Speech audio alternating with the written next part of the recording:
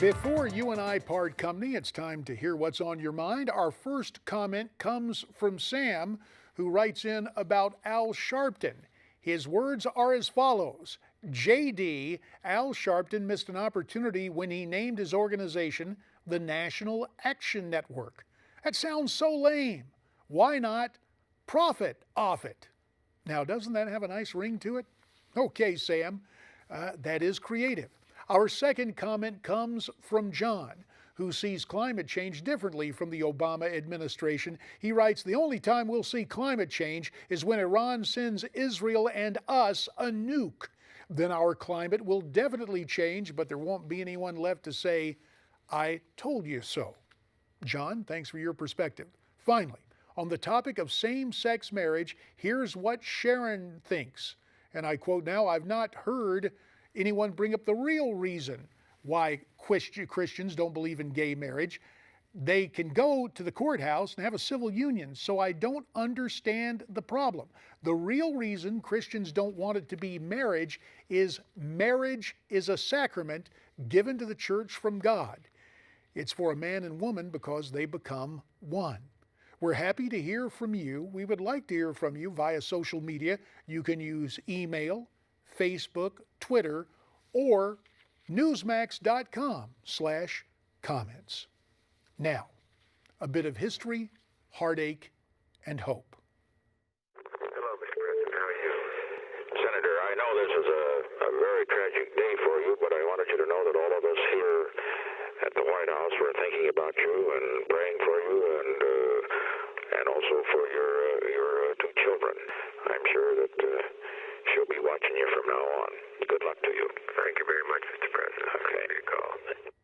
We just heard a portion of a recording of one of Richard Nixon's White House telephone calls, and obviously it had nothing to do with Watergate. Instead, it is President Nixon reaching out to then Senator-elect Joe Biden, who had just lost his wife and daughter in a tragic automobile accident back in December of 1972.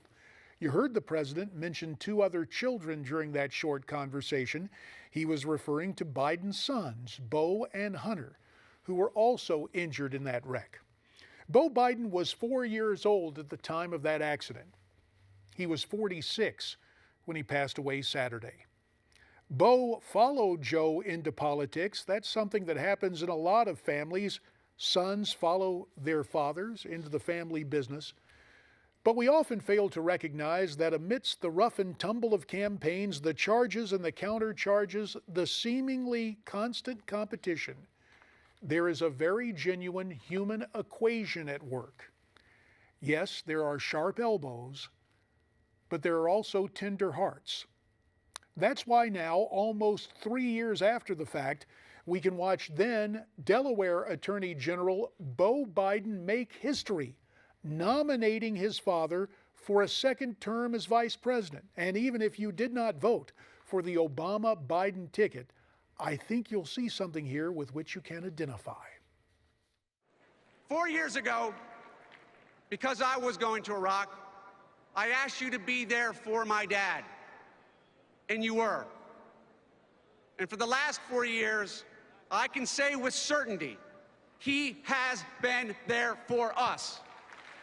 In moments both public and private, he's the father I've always known, the grandfather my children love and adore, and the vice president our nation needs.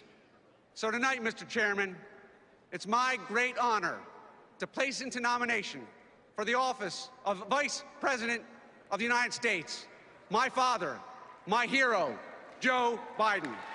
I move to suspend the rules and nominate by acclamation Joe Biden as the Democratic vice presidential candidate. Joe Biden wiping away tears of joy and pride 3 years ago. Today, Vice President Biden and his family are shedding more tears, dealing with the passing of Beau. And Democrat, Republican, Independent, Libertarian, Vegetarian, regardless of our political beliefs, we are unanimous in offering sympathy to the Vice President and his family. Rest in peace, Beau Biden.